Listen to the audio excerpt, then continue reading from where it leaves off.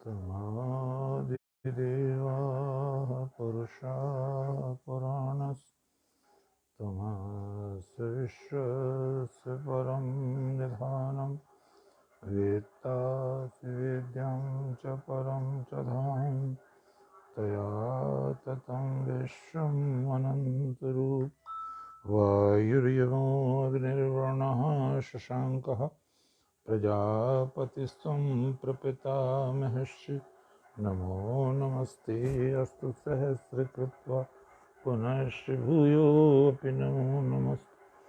ॐ नारायणं नमस्कृत्य नरं चैव नरोत्तमं देवीं सरस्वतीं व्यासं ततो जयमुदीरये। श्रद्धामयी देवियों,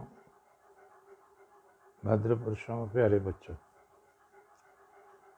आज ये 45वां प्रवचन है और स्वामी विवेकानंद से संदर्भित करते हुए हम लोग दे रहे हैं इसको। और आज का विषय है सम्राट ययाति।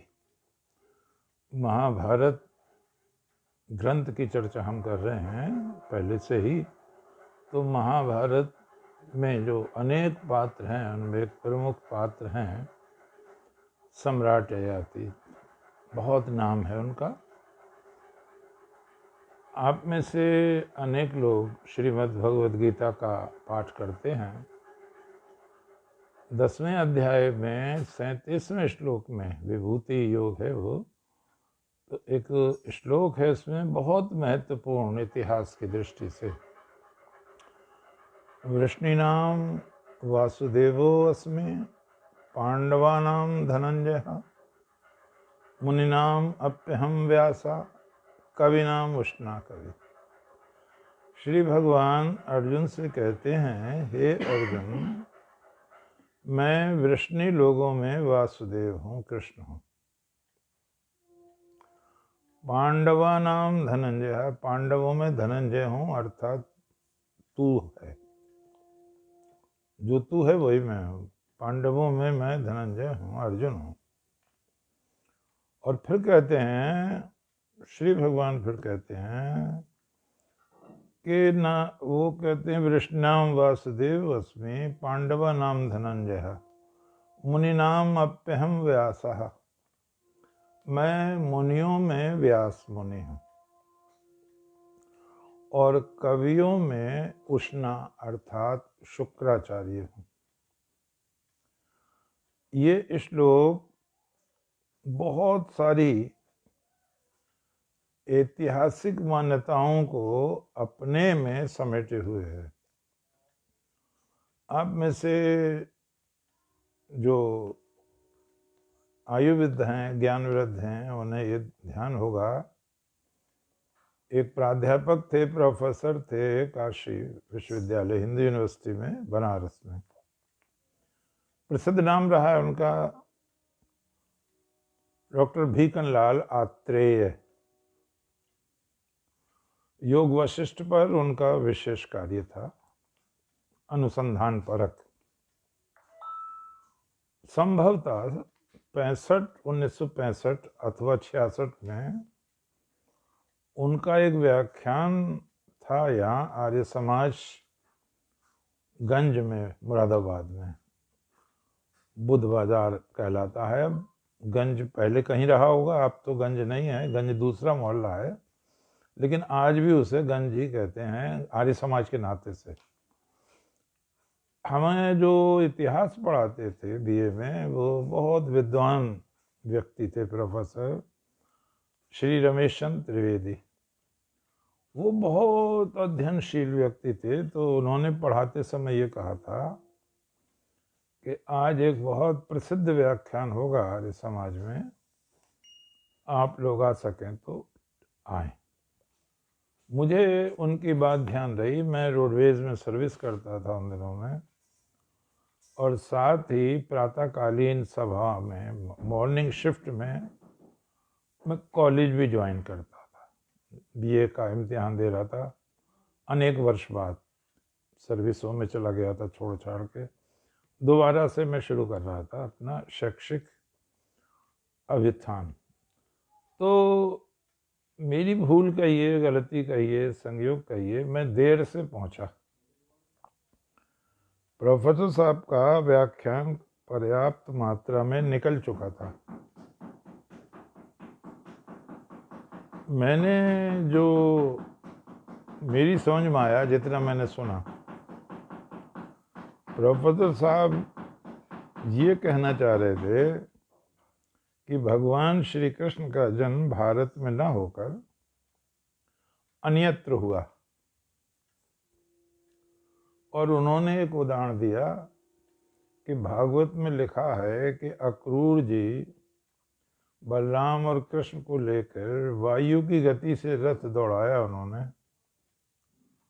और संध्या समय मथुरा आए वो, गोकुल से, वृंदावन से, जबकि वो 6-7 मील का फासला है कुल। तो उन्होंने कहा ऐसी 2 जगह हैं, नाम तो मैं भूल गया जो उन्होंने बताया, वो लगभग 70 मील हैं। तो वहां तो ये बात जमती है। कुछ और भी उन्होंने संकेत दिए होंगे, चूंकि मैं बाहर देर में पहुंचा तो मैं नहीं समझ पाया, सुन पाया उनको। जब वो व्याख्यान करके नीचे आ गए वेदी से, मैंने उनको प्रणाम किया। वृद्ध व्यक्ति थे, रिटायर्ड थे तब भी। उनके लड़के जेपी आत्रे, जगत प्रकाश आत्रे, यहाँ मुरादाबाद के केजी के महाविद्यालय में प्रवक्ता थे दर्शन शास्त्र के। अच्छे व्यक्ति थे, बहुत अच्छे व्यक्ति थे। विदेश में बहुत टूर ले जाते थे अपने विद्यार्थियों का। तो जब भीखन लाल आत्रेय जी नीचे आए तो मैंने उनको प्रणाम किया और मैंने कहा आपके भाषण से ये ध्वनि निकल रही है कि भगवान कृष्ण भारत में नहीं पैदा हुए, बाहर पैदा हुए कहीं, जहाँ भी आप चाहते हो। मेरा जहाँ तक ख्याल है वो अरब जैसी कोई चीज़ बता रहे थे। मैंने बहुत शालीनता से, बहुत शिष्टाचार से, नम्रता पूर्वक उनसे निवेदन किया कि क्या भगवत गीता का उपदेश आप भगवान श्री कृष्ण का मानते हैं या नहीं मानते। बात आगे बढ़ती, इतने में ही प्रोफेसर साहब बोले मैं थक गया हूं, आराम करूंगा। अब मुझे तो कुछ कहने ही नहीं थे जब वो थक गया हूं, आराम करूंगा, और वो चले गए वहां से, बिना उत्तर दिए चले गए। कोई बात नहीं। मैं अब कह रहा हूं आप लोगों से जो भी आज सुन रहे हैं इस प्रवचन को, मैं प्रोफेसर साहब से ये पूछना चाह रहा था कि अगर श्री कृष्ण विदेश में हुए, भारत में नहीं हुए, तो आप ये भी बताइए कि गीता का उपदेश भारत में ही हुआ है या कहीं विदेश में हुआ है। क्या ये उपदेश श्री कृष्ण का ही है या किसी और का है और वो नाम उनका ले दिया गया हो। और तब मैं उनसे निवेदन करता प्रोफेसर साहब से कि गीता के 10वें अध्याय में विभूति योग में जो इतिहास है, जो भूगोल है, जो आदर्श और प्रतीक हैं, वो तो सारे भारतीय हैं। जैसे श्री भगवान कहते हैं रामः शस्त्रभृतामहम्, शस्त्रधारियों में मैं सर्वश्रेष्ठ शस्त्रधारी राम हूं, दशरथ नंदन श्री राम हूं। फिर वो कहते हैं स्थावराणाम हिमालय, स्थिर रहने वालों में मैं हिमालय हूं। स्रोत सामस्मी जानवी, बहने वालों में, नदियों में मैं गंगा हूं। फिर श्री भगवान कहते हैं ऋषियों में मैं, देव ऋषियों में मैं नारद हूं, और कवियों में मैं शुक्राचार्य हूं, पांडवों में मैं अर्जुन हूं, गौओं में कामधेनु गौ हूं, वृक्षों में पीपल हूं,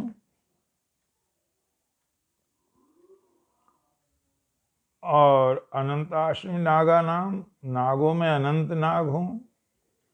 सर्पाणाम अस्मि वासुकी, सर्पों में वासुकी नाग हूँ। वार्ष्णियों में वासुदेव हूँ। तो ये तो सारा भूगोल, सारा इतिहास, पहाड़, पर्वत, नदी, वृक्ष, पशु, पक्षी, वैनते आया, गरुड़ का जिक्र आया, ऐरावत हाथी का जिक्र आया, उच्चई शर्वा घोड़े का जिक्र आया। तो ये सारी चीजें तो भारत के इतिहास और भूगोल से जुड़ी हुई हैं। अगर ये अरब का होता तो वहां पीपल की जगह खजूर का पेड़ आता, और गंगा को होने का वहां सवाल ही कुछ भी नहीं था। इसी तरह से अगर हम श्री कृष्ण को विदेश ले जाएं तो पांडवों को भी विदेश ले जाना पड़ेगा। व्यास जिनके 2 आश्रम थे, एक यहीं था हस्तिनापुर के पास और दूसरा बद्रिका आश्रम के पास, इन्हें भी वहीं ले जाना पड़ेगा। लेकिन जब वो प्रोफेसर साहब रुके ही नहीं, चले गए, तो फिर कौन प्रश्नों के उत्तर देता। मेरा कहने का अभिप्राय यह है कि हमारे ग्रंथों में ही हमारी संस्कृति की पहचान जुड़ी हुई है। कोई उसको उड़ाना चाहे तो नहीं उड़ा सकता। अब हम आते हैं, श्री भगवान कहते हैं वृष्णिनाम वासुदेवो अस्मि, वृष्णियों में मैं वासुदेव हूं। वृष्णि भगवान श्री कृष्ण के पूर्वज हैं, उनके वंशज होने के नाते भगवान को वार्ष्णेय कहते हैं। और ध्यान रखने की चीज है कि भगवान के पूर्वज वैश्य भी हुए हैं, वो भी वार्ष्णेय कहलाते हैं। आज वहाँ अक्रूर जी की ज़्यादा मान्यता है। यहाँ चंदोसी में पाठशाला भी है उनके, अक्रूर पाठशाला, और वो अक्रूर जी को ही बहुत मानते हैं वार्ष्णेय लोग। तो वृष्णि नाम वासुदेव अस्मि, मैं वृष्णियों में वासुदेव हूँ और कृष्ण हूँ। वृष्णियों से ऊपर चलते हैं, सत्वत एक राजा हुए हैं भगवान के वंश में, इसलिए भगवान कृष्ण को सात्वत कहते हैं। उन्हीं के वंश में मधु नामक महापुरुष हुए हैं, इसीलिए श्री कृष्ण को माधव भी कहते हैं। एक दशहरा हुए, इसलिए उनको दाशारहा भी कहते हैं। ये पूर्वजों से चले आ रहे हैं, उनके नाम, उनकी उपाधियां, उनके संबोधन। इसी तरह जब हम आगे बढ़ते हैं तो सूर्य और चंद्रवंश की जब वंशावली पढ़ते हैं तो सूर्य के पुत्र मनु, मनु के पुत्र इक्ष्वाकु और कन्या इला। तो इधर अत्रि, अत्रि के पुत्र सोम जिन्हें चंद्र भी कहते हैं, और चंद्र के पुत्र बुध। बुध का विवाह इला से होता है, इक्ष्वाकु की बहन से। तो उससे जो पुत्र उत्पन्न होता है वो पुरुरवा कहलाता है, और इला माँ है तो एल कहेंगे, पुरुरवा एल। उनसे जो पुत्र पैदा हुआ वो नहुष कहलाता है। नहुष से जो पुत्र पैदा हुए वो ययाति कहलाते हैं, जिनका हम आज वर्णन करेंगे। बहुत प्रख्यात सम्राट हुए हैं वो। और ययाति के 2 रानियां थीं, शुक्राचार्य की बेटी देवयानी, जिससे यदुवंश चला है, यदु तुर्वसु 2 बच्चे हुए उनके। उनकी दूसरी रानी शर्मिष्ठा है, जो असुर राज वृषपर्वा की कन्या है, शर्मिष्ठा। उनसे 3 पुत्र हुए हैं, अनु, ध्रुव, पुरु। हम आपको यहाँ ला रहे हैं कि ये जो यदु पुत्र हैं ययाति के, इससे यदुवंश चला है, जिसमें आगे चल के भगवान कृष्ण का अवतरण हुआ है। उनकी जो दूसरी रानी है शर्मिष्ठा, उससे 3 पुत्र हैं, अनु, ध्रुव, पुरु। तो पुरु की संतान पौरव कहलाई है, वही आगे भारत कहलाई है, वही आगे कौरव कहलाई है। तो इसमें अर्जुन है। अब आपकी समझ में आ गया होगा कि अर्जुन और श्री कृष्ण का जो स्रोत है, वंश स्रोत है, वो एक है दोनों का। पिता एक हैं दोनों के, ययाति, माताओं से अलग हैं।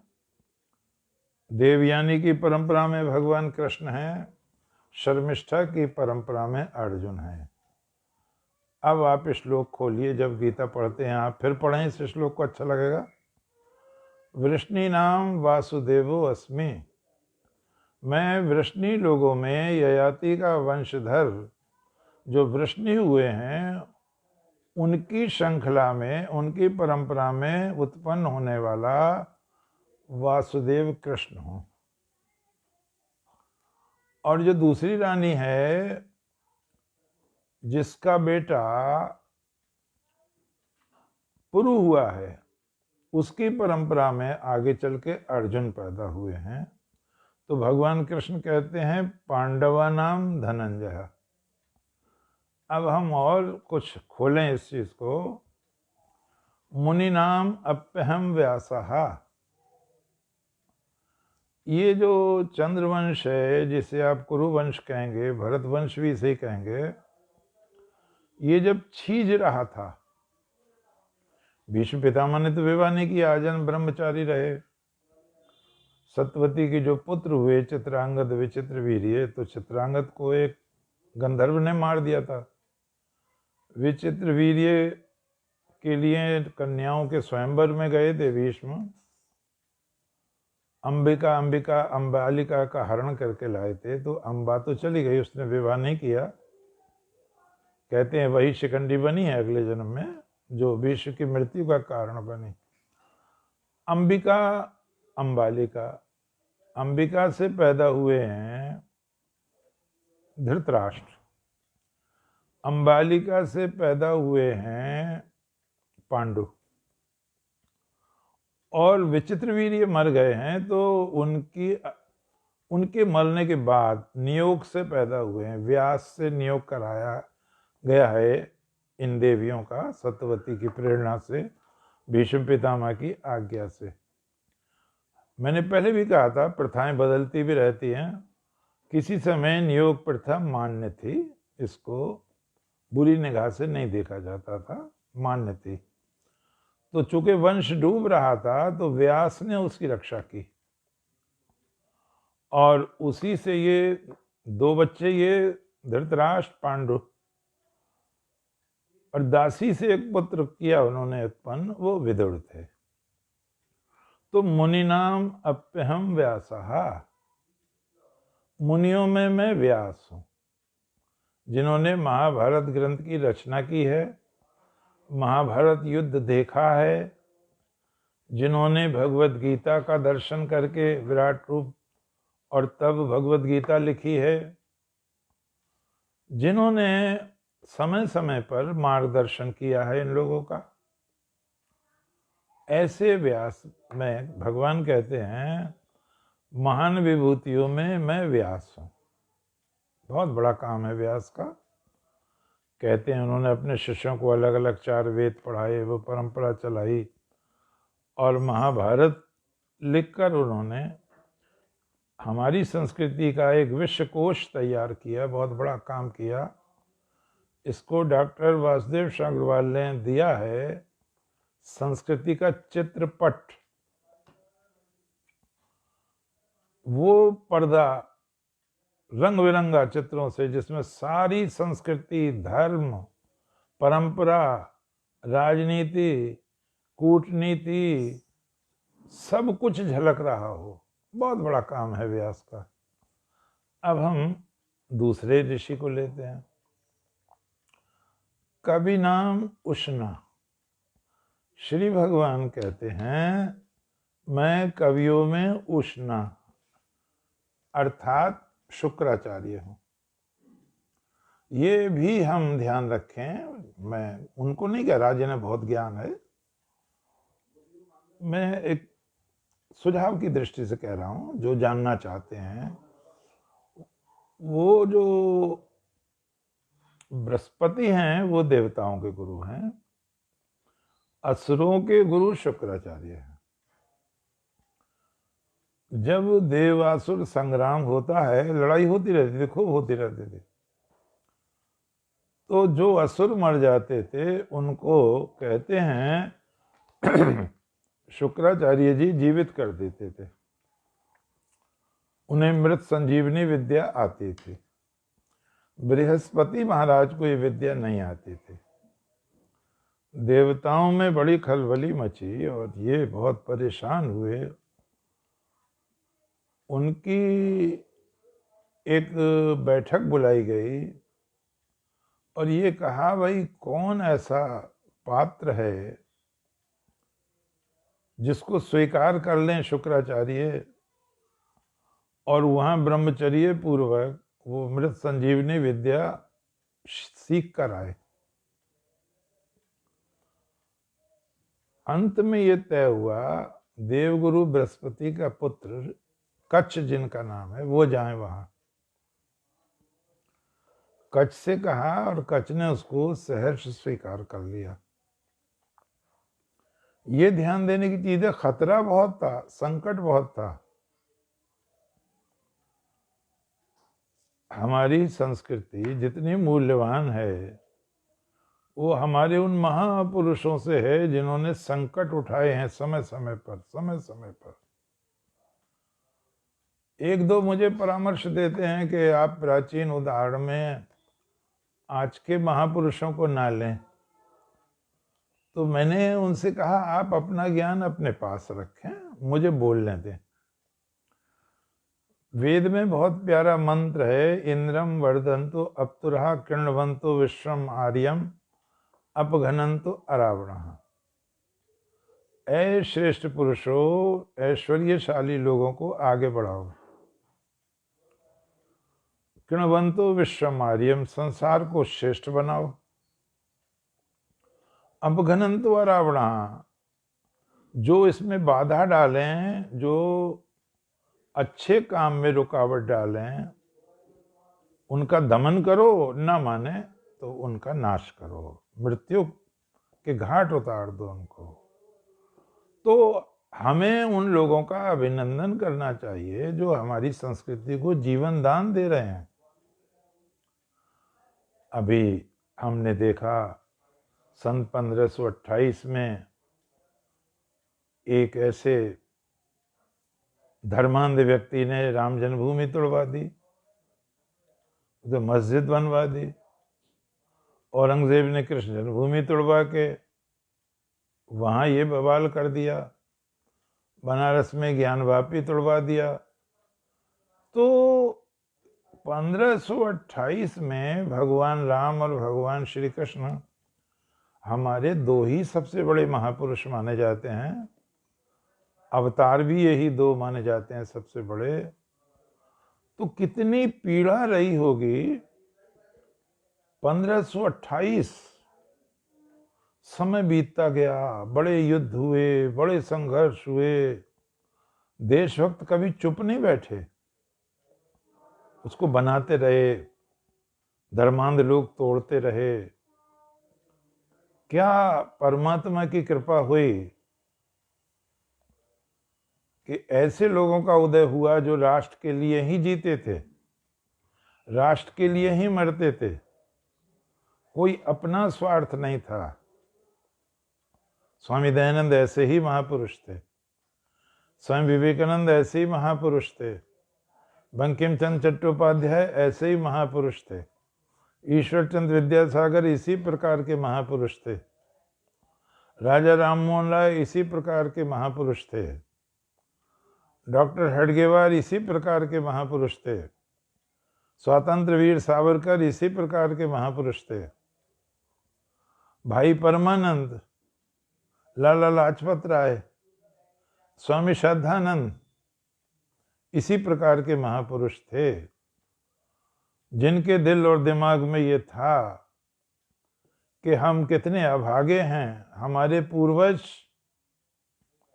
कितने आलोचना के पात्र हैं, घृणा के पात्र हैं कि राम जन्मभूमि की रक्षा नहीं कर पाए वो, और बीच में आंदोलन होते रहे। ये हमारा सौभाग्य है, धरती का सौभाग्य है। ये प्रेरणा भी मिली। जब ये हमारे देश का विभाजन हुआ तो सरदार पटेल ने सुझाव दिया कि 90% लोग चले जाएं पाकिस्तान,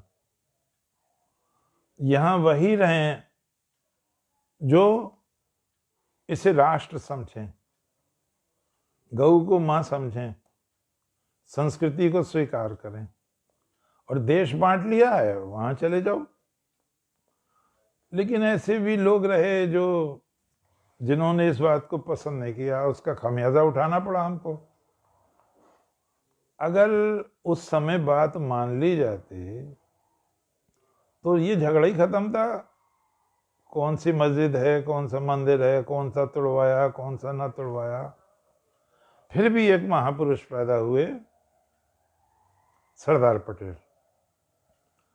क्या बात है, कितना बहादुर आदमी होगा वो, जिसने 575 रियासतों का एकीकरण कर दिया। नहीं तो सारे अलग हो जाते, ये देश टुकड़े टुकड़े हो जाता, कभी शांति नहीं मिल सकती थी। महान पुरुष थे वो। और कहते हैं जब उन्होंने इसको जूनागढ़ को आजाद किया तो देशभक्त के एम मुंशी, गाडगिल, दूसरे लोग, इन्होंने प्रार्थना की सरदार पटेल से कि ये भगवान सोमनाथ भगवान शंकर का मंदिर है और भगवान श्री कृष्ण के राज्य में है, ये द्वारका वहां के पास है, और ये शताब्दियों से प्रेरणा का स्रोत रहा है, हमारी पहचान है। बड़ी आप कृपा हो जाए आपकी अगर आप इसका भी उद्धार कर दें। हम और आप हजार कंठ से मंगल कामना करेंगे, आशीर्वाद देंगे, दुआएं देंगे सरदार पटेल को। उन्होंने एक क्षण नहीं लगाया, स्वीकार कर ली इस बात को। समुद्र में खड़े थे, कहा ठीक है, संसद में पास कराया, 1 लाख रुपया भी मिल गया। लेकिन 2 लोगों ने शिकायत कर दी वहां पे, जवाहरलाल नेहरू ने, मौलाना आजाद ने, कि ये तो धर्मनिरपेक्ष राज्य है, ये धर्म सापेक्ष का काम क्यों हो रहा है यहाँ। गांधी जी को ये तो भगवान जाने उन्हें प्रसन्नता थी या नहीं थी मंदिर बनने की, लेकिन इतना इतिहास बताता है कि उन्होंने सरदार पटेल को कहलवाया कि अब आपको सरकार से कोई पैसा नहीं मिलेगा,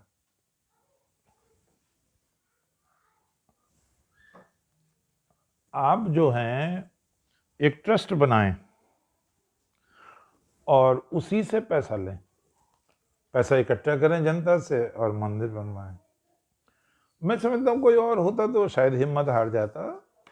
सरदार पटेल लौह पुरुष थे, और फिर वहां पैदा हुए थे वो जहां भगवान कृष्ण की कर्मभूमि है, जो दयानंद की जन्मभूमि है, वहां पैदा हुए हैं वो, जहां महान भक्त नरसिंह की जन्मभूमि है।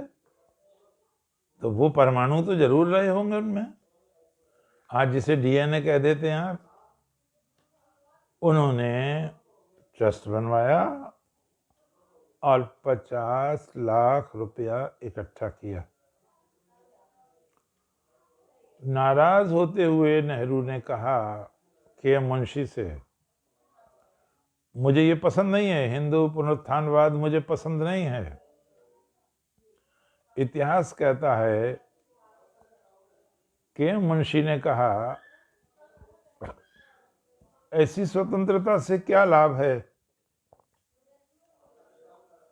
जहां हम अपनी संस्कृति को संस्कृति नहीं कह सकते, जहां भगवत गीता को भगवान कृष्ण की वाणी नहीं कह सकते, जहां हम अपने पूजा स्थलों को ही स्वतंत्र नहीं करा सकते, ये विचारधारा है। तो ठीक इसी तरह बना मंदिर, बहुत शानदार मंदिर बना, लेकिन दुर्भाग्य से सरदार पटेल जी की मृत्यु हो गई 50 में। अगले वर्ष लोकार्पण होना था, उद्घाटन होना था। ये देशभक्त लोग जिन्होंने सबने मिलकर बनवाया, बड़ा परिश्रम किया, रात दिन एक कर दिया, ये डॉक्टर राजेंद्र प्रसाद जी राष्ट्रपति जी के पास आए।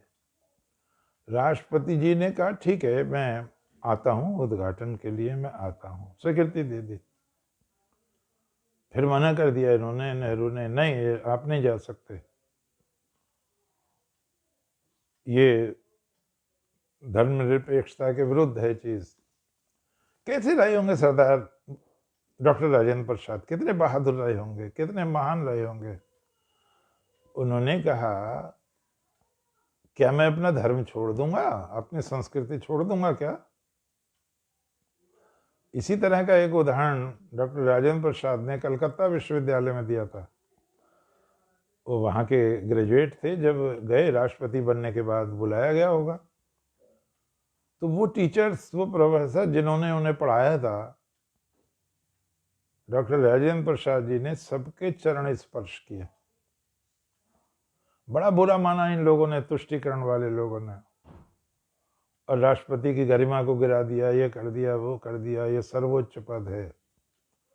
डॉक्टर राजेंद्र प्रसाद जो सच्चे अर्थों में भारतीय संस्कृति का प्रतिनिधित्व करते थे, उन्होंने जवाब दिया कि ऐसे लोगों से कह दो मैं उस देश का नागरिक हूं, मैं उस संस्कृति का बालक हूं जहां राजा बड़ा नहीं होता है, गुरु बड़ा होता है, जहां भगवान राम वशिष्ठ के चरण छूते हैं, भगवान श्री कृष्ण गर्ग मुनि के पैर छूते हैं, संदीपनी के चरण छूते हैं। राजा बड़ा नहीं होता, गुरु बड़ा होता है। यही बात ईश्वर ने प्रेरणा दी और हमारे प्रधानमंत्री मोदी जी ने कितना महान कार्य किया, कितनी प्रेरणा जगाई। आरएसएस ने, दूसरे लोगों ने, दूसरे संगठनों ने, देशभक्तों ने, संतों ने, महात्माओं ने, मदन मोहन मालवीय जी ने, बिरला जी ने, आदि आदि ने राम जन्मभूमि की पृष्ठभूमि तैयार कर दी। और सौभाग्य से ये श्रेय हमारे प्रधानमंत्री को मिला कि उनके समय में वो कलंक दूर हुआ जो इतने वर्षों से चला आ रहा था, 492 वर्ष से पीछा कर रहा था, वो 500 वर्ष का कलंक धुल गया। ठीक इसी तरह बिरला सेठ, मालवीय जी बनारस जब यहाँ आए कृष्ण जन्मभूमि, बहुत पीड़ा हुई उनको देखकर। एक बहुत बड़ा कार्य किया उन लोगों ने भी, कृष्ण जन्मभूमि का उद्धार किया उन्होंने, बहुत बड़ा कार्य किया। कश्मीर जो था ही कश्यप ऋषि का, जो स्वर्ग कहलाता था, वहां के नागरिकों को मार के भगा दिया। कितने शासक आए, कान पे जू नहीं रहेंगी। ये कितनी वीरता की बात हुई कि उनको न्याय मिला जिनके साथ इतना बड़ा अन्याय हुआ। तो संस्कृति तब जीवित रहती है जब हम उसकी रक्षा के लिए जोखिम उठाते हैं, रिस्क उठाते हैं, जैसे शिवाजी ने उठाया, महाराणा प्रताप ने उठाया। मैं यहां से लाया हूं आपको यहां तक कि जब ये बात आई कि मृत संजीवनी विद्या सीखे शुक्राचार्य से, तो इसका ये भी अर्थ था कि वो जीवित भी आएगा या नहीं आएगा जो असुरों के बीच में जाएगा, ये थी समस्या। लेकिन वो हमारा पूर्वज, वो वीर बालक बृहस्पति का बेटा कच्छ, वो घबराया नहीं, आया वो यहाँ पर। आने के बाद शुक्राचार्य के चरणों में प्रणाम किया, अपना परिचय दिया, मैं बृहस्पति का पुत्र हूं, आपसे संजीवनी विद्या सीखना चाहता हूं। उन्होंने ये जानकर भी कि ये हमारे विपक्ष का बालक है, उसे स्वीकार किया, उसे आशीर्वाद दिया, प्रेम से उसको विद्या दान करते रहे हो, उसका मार्गदर्शन करते रहे। एक दिन असुरों को जब ये पता चला तो उन्होंने कच्छ को मार डाला, और कहते हैं कुत्तों को, भेड़ियों को वो मांस के टुकड़े डाल दिए। देवयानी जो जवान बेटी थी शुक्राचार्य की, वो प्रेम करने लगी कच्छ से। उसने कहा, पिताजी आज गौएं तो आ गई हैं वापस, कच्छ नहीं आए हैं। गौएं भी चराते थे वो गुरुजी की। अब उन्होंने ध्यान से देखा तो अरे उसको मार डाला है लोग। उन्होंने विद्या का प्रयोग किया तो उनके शरीरों को फाड़ कर, कहते हैं वो निकला बालक।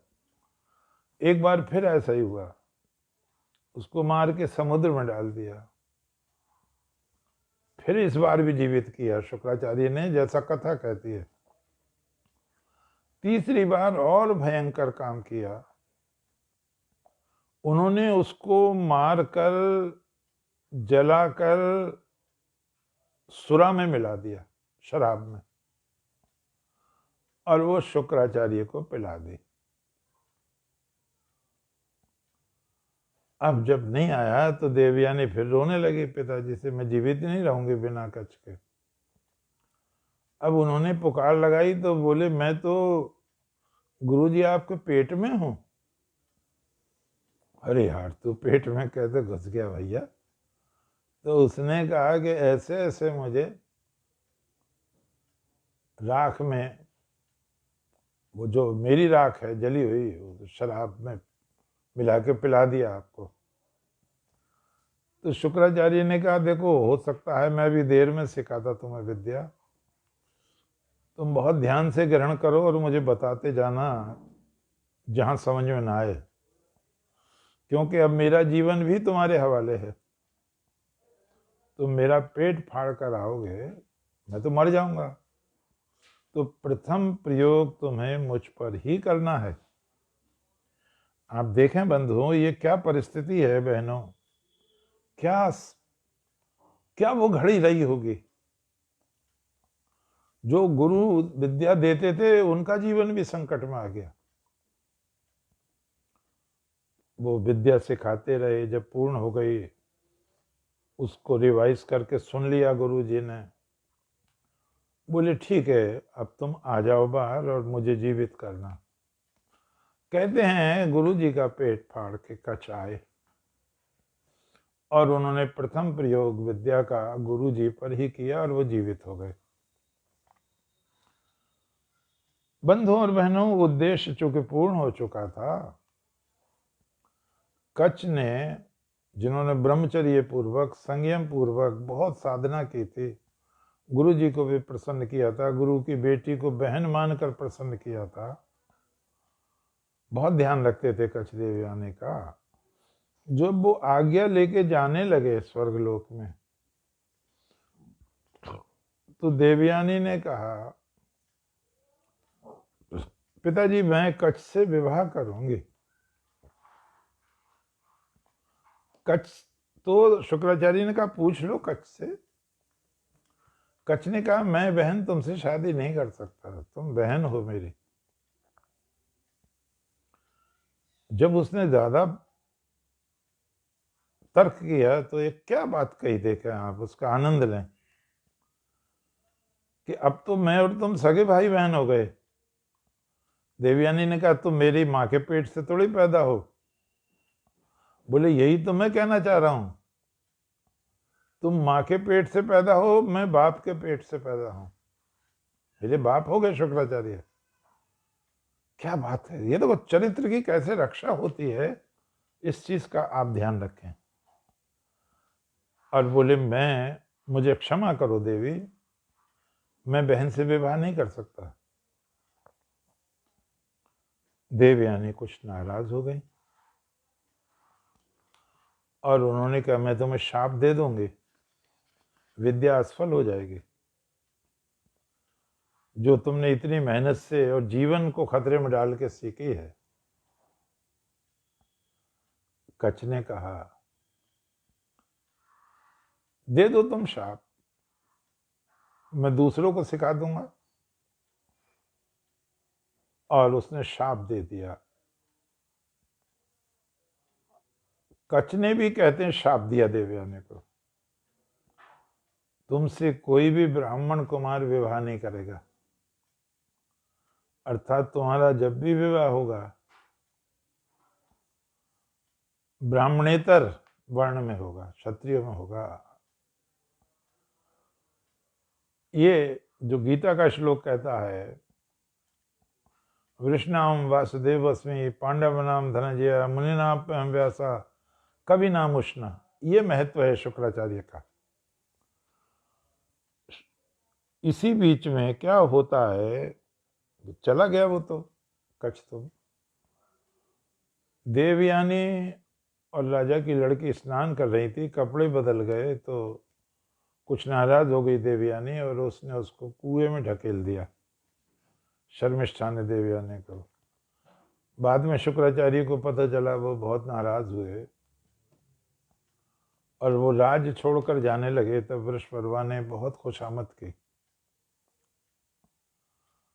उनको कहते हैं ययाति ने निकाला था कुएं से, और देवयानी ने फिर प्रस्ताव किया कि मैं कुंवारी हूं और आपने हाथ पकड़ के मुझे निकाला है, आप मुझसे विवाह कर लीजिए।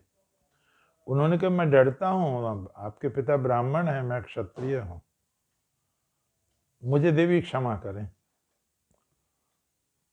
और वो चले गए वहां से। फिर एक बार वो दोबारा जब आए तो ये दासी बनना स्वीकार कर लिया था शर्मिष्ठा ने। तो देवयानी शर्मिष्ठा सब आनंद मना रही थी जंगल में।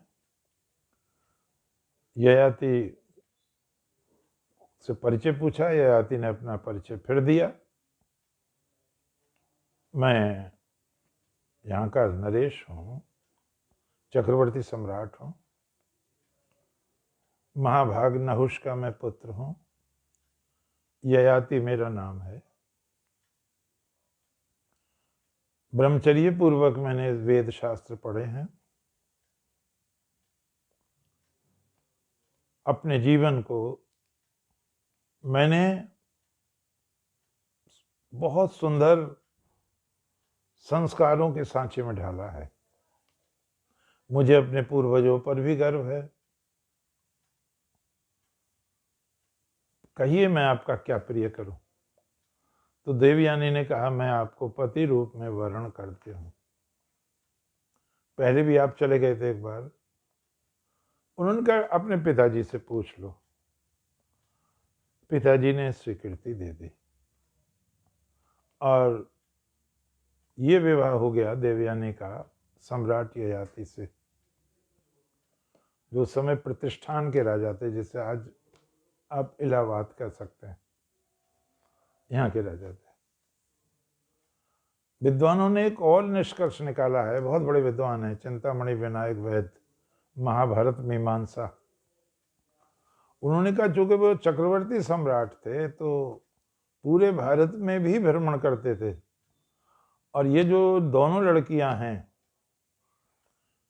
देवयानी शर्मिष्ठा, ये हिमालय पार की है, अर्थात ये पारस की है, अर्थात ये ईरान की महिला हैं। मैं आश्चर्यचकित रह गया जब मैंने ये पढ़ा महाभारत मीमांसा ग्रंथ में। ये भी ध्यान देने की चीज है बहनों और भाइयों और बच्चों कि ईरान की लड़कियां बहुत सुंदर होती हैं। पारस की।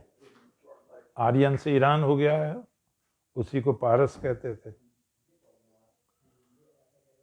आपने कभी इतिहास में अगर थोड़ी रुचि हो तो मैं आपसे बताऊं कि मुमताज बेगम जिसका इतना नाम है वो शिया थी, पारस की, ईरान के थी। और इसकी जो बुआ है नूरजहां, नूरजहां का नाम मेहरुन्निसा है। मुमताज का नाम अर्जमंद बानो बेगम है, ये भी ईरान की है। अकबर की माँ का नाम हमीदा बानो बेगम है, वो भी ईरान की है।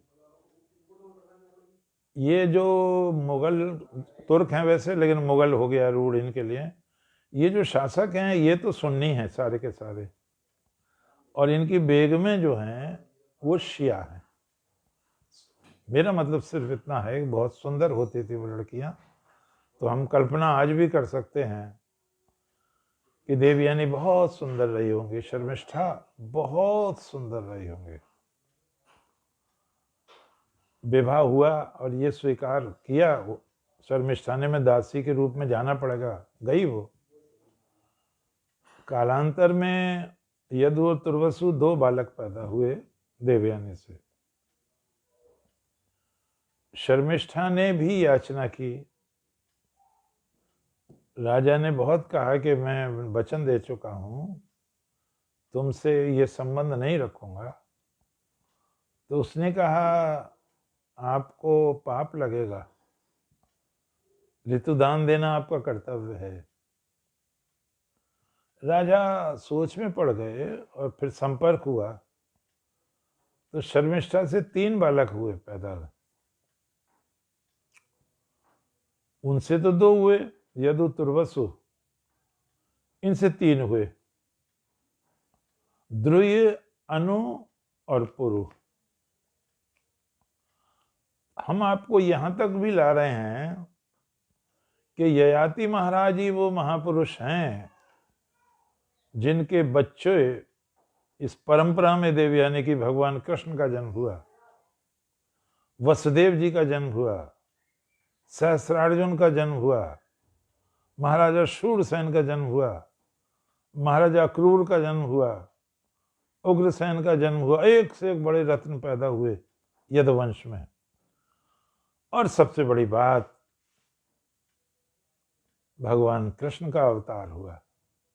इसलिए भागवत में कहा गया यदोर्वंशम नराः श्रुत्वा सर्व पापै प्रमुच्यते। यदुवंश का इतिहास सुनने से मनुष्य के सारे पाप नष्ट हो जाते हैं।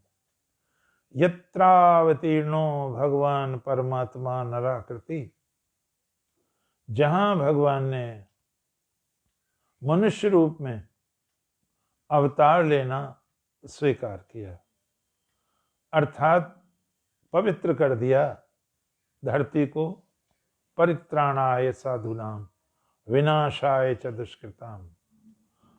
और भगवत गीता के उपदेश के माध्यम से सारे संसार को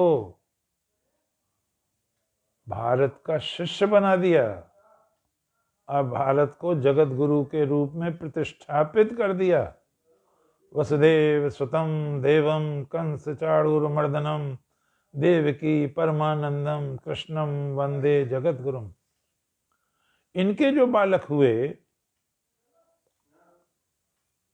विशेष रूप से अनु, आनव वंश चला उससे, जिसमें ये केकई पैदा हुई, जिसमें सावित्री पैदा हुई है, जिसमें अश्वपति पैदा हुए हैं, बड़े बड़े लोग पैदा हुए हैं आनव वंश में। ध्रुय और तुर्वसु, इन्होंने भारत से बाहर जाके उपनिवेश बसाए। जब आप इतिहास पढ़ेंगे तो आश्चर्यचकित हो जाएंगे। इन्होंने ही जैसलमेर बसाया, गजनी बसाया, तुर्किस्तान में उपनिवेश बसाए तुर्वसु के नाम से, वही तुर्किस्तान हुआ आगे चल के।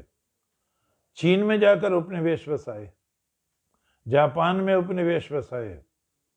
बड़ा नाम किया है ययाति महाराज के पुत्रों ने। इसीलिए बहुत महिमा है देवयानी की भी और शर्मिष्ठा की भी। और शर्मिष्ठा की परंपरा में आप देखो कितने बड़े बड़े व्यक्ति पैदा हुए हैं। सम्राट भरत, जिसके नाम पर देश का नाम भारतवर्ष है, जिन्होंने सैकड़ों अश्वमेध यज्ञ किए, जिन्होंने अफ्रीका तक दान दिया, जो अप्रतिहत था जिनका चक्र, जिनका इतना यश था। लोग कहते थे, लिखा है शास्त्रों में, कि ना तो उससे पहले ना इतने बाद में किसी ने इतने यज्ञ नहीं किए। और कोई भी धरती पर रहने वाला व्यक्ति ऐसा साहस नहीं कर सकता जैसे कोई धरती पर खड़ा हुआ व्यक्ति उंगलियों से चंद्रमा नहीं छू सकता। कोई भी व्यक्ति सम्राट भरत की समता नहीं कर सकता। कमाल, क्या प्रशस्ति दी गई है। तो ययाति के पुत्रों के संतति के माध्यम से हमारी संस्कृति बहुत दूर तक गई। और आप मुझे कहने दो और आप सुनकर गौरवान्वित हो उसको, यूनान भी चंद्रवंशियों ने बसाया। जरासंध चंद्रवंशी था। ये राजगृह कहलाता था। गृहक ये लोग गए और बहुत बड़ा विद्वान हुआ है। इसकी किताब है इंडियन ग्रीस, पोकाक ने लिखा है कि ये यदुवंश ही जाकर बाहर यहूदी वंश हो गया था। और इसी में आपको आनंद आना चाहिए। मूसा पैदा हुए, ईसा पैदा हुए, बड़े बड़े महापुरुष पैदा हुए। ये स्रोत भी महाराज ययाति में जाता है। तो मैं आपसे कहना चाहता हूं कि जो कथावाचक हैं 3-3, 4-4 घंटे घेरे रहते हैं, इन पर समय है, साधन है, पैसा है, ये शोध करा सकते हैं। पता नहीं क्यों नहीं पढ़ते। डॉक्टर वासुदेव अग्रवाल को नहीं पढ़ते, चिंतामणि विनायक वैद्य को नहीं पढ़ते, लोकमान्य तिलक को ये नहीं पढ़ते। जो रिसर्च हुई है, मैक्सिको में विष्णु की प्रतिमाएं मिली हैं, गणेश की प्रतिमाएं मिली हैं। ब्रिटिश म्यूजियम लंदन में एक सिक्का रखा है भगवान कृष्ण के गणराज्य का। कहाँ तक प्रताप गया है। अजंता की गुफाओं में, एलिफेंटा की गुफाओं में, जावा के बोरोबुदुर मंदिर में और कंबोडिया के अंकोर वाट मंदिर में भगवान राम की लीलाओं की मूर्तियां हैं, चित्रांकन है, भगवान कृष्ण का चित्रांकन है। कई देशों में तो ये विश्वास है कि यहीं पैदा हुए थे राम और कृष्ण। ये सब इन कथावाचकों का कर्तव्य है। पता नहीं ये क्या करते हैं, मैं तो समझ में ही नहीं आता। भाई ज्ञान दो, कुछ कर्म की बात करो। और सबसे बड़ी बात यह है, आप उसको बुरा ना माने, जरा विचार करें, किसी कथावाचक से भी पूछ के देखें। भगवान श्री कृष्ण ने गीता में ये कहा है, हे अर्जुन, जिसको श्रद्धा ना हो उसे गीता का उपदेश मत देना। दूसरी बात, जो इसे पढ़ेगा और दूसरे को सुनाएगा वो मेरा अतिशय प्रिय होगा। और ये जो ज्ञान दिया है मैंने तुम्हें, ये जो दर्शन दिया है, ये तुमसे पहले किसी को, अन्य को नहीं दिया है। और भगवान कृष्ण कहते हैं गीता ही मोक्ष दिलाएगी तुम्हें। गीता हृदय भगवान का, सब ज्ञान का शुभ सार है। गीता ज्ञान से ही चल रहा ये संसार है। यदि हम गीता की कथा कहें, यदि हम वाल्मीकि रामायण की कथा कहें, तो आज भी भारतीय संस्कृति को, उसके योगदान को हम सारे संसार में खोज सकते हैं। ऑस्ट्रेलिया में देख सकते हैं। मैंने आपको पीछे बताया था, राम सीतोत्सव मनाया जाता है अमेरिका में। रेड इंडियंस दशहरा मनाते हैं। वहां रावण के नाना सोमाली की पूजा होती है, क्वैट साटल कर करके। यहाँ साल कटंकट कहते हैं उसको वाल्मीकि रामायण में। ये कितना सुंदर अवसर है। कितने अच्छे प्रधानमंत्री हैं, कितने अच्छे मुख्यमंत्री हैं, कितना उत्साह है कि भारत जगत गुरु बने। और कितने बार जितने भी सर्वे हुए हैं, भारत के प्रधानमंत्री प्रथम स्थान पर आ रहे हैं। कुछ लोग इसी में जल के मरे जा रहे हैं। भाई ये तो तुम्हारे हमारे लिए प्रशंसा की बात है। संस्कृति का कमल जगमगा रहा है। जिन लोगों ने विवेकानंद को पढ़ा है, मैं उनको याद दिलाना चाहता हूं। स्वामी जी ने कहा, मैं देख रहा हूं मां जाग रही है, अब दोबारा नहीं सोएगी। मैं देख रहा हूं भारत इतनी उन्नति करेगा, वो सारी सीमाओं से आगे बढ़ जाएगा। दुनिया की अब कोई ताकत उसको रोक नहीं सकती। आप इन विश्वासों के साथ, इस श्रद्धा के साथ ये वचनों की श्रृंखला, प्रवचनों की श्रृंखला सुने, इसमें सहयोग दीजिए। कितना आनंद का विषय है कि सारा संसार ये कह रहा है कि भारत ही हमारी रक्षा कर सकता है। क्या इससे ज्यादा कोई और खुशी की बात होगी कि जो लोग परहेज करते हैं वंदे मातरम गाने से, राष्ट्रगान गाने से, जनगण मन अधिनायक, विदेशों में उनकी जान बची कि हम भी भारतीय हैं और हमारा भी यही झंडा है और भारत माता की जय बोल रहे हैं। ईश्वर करे भगवान श्री कृष्ण हम पर कृपा करें, भगवान राम हम पर कृपा करें, विवेकानंद की भविष्यवाणी सही हो, हमारी संस्कृति का सहस्त्रदल कमल खिलता रहे, खिलता रहे, धरती पर अमृत की वर्षा होती रहे। मैं सुनने वाले सभी भाई बहनों को बहुत प्रणाम करता हूँ, बच्चों को आशीर्वाद देता हूँ। स्वामी विवेकानंद ने एक जगह कहा था, मैं आपको यह आशीर्वाद देता हूँ बच्चों को कि यदि आप मुझे महान मानते हैं, कुछ बड़ा मानते हैं, तो आप मुझसे 1000 गुना बड़ा बने। कुंती ने कहा था चलते समय, जब संन्यास लेके जा रही थी युधिष्ठिर से, तुम्हारी बुद्धि सदा धर्म में स्थिर रहे, तुम्हारा हृदय विशाल बना रहे।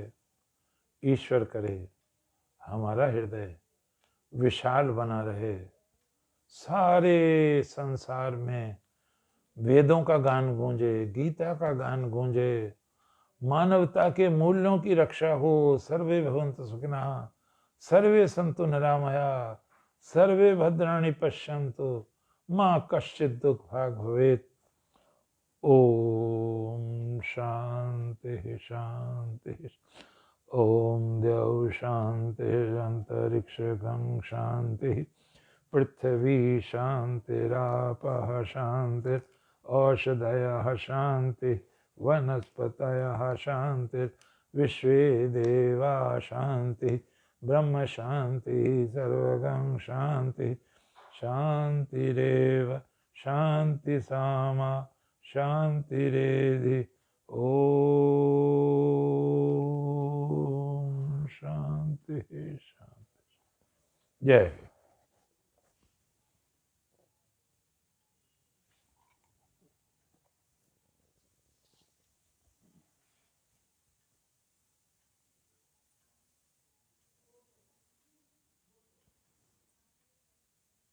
धन्य हो, धन्य हो।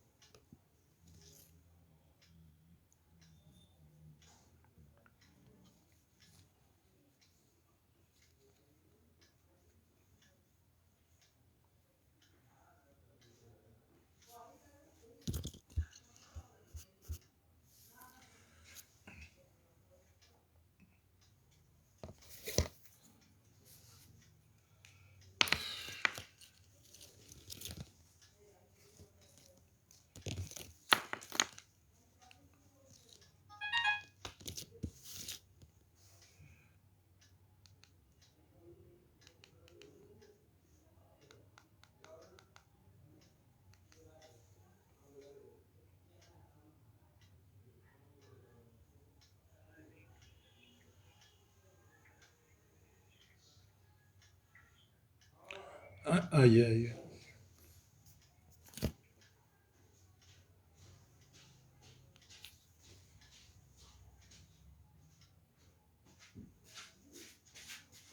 ये देखो वो आए कमेंट्स दो तीन, हाँ ये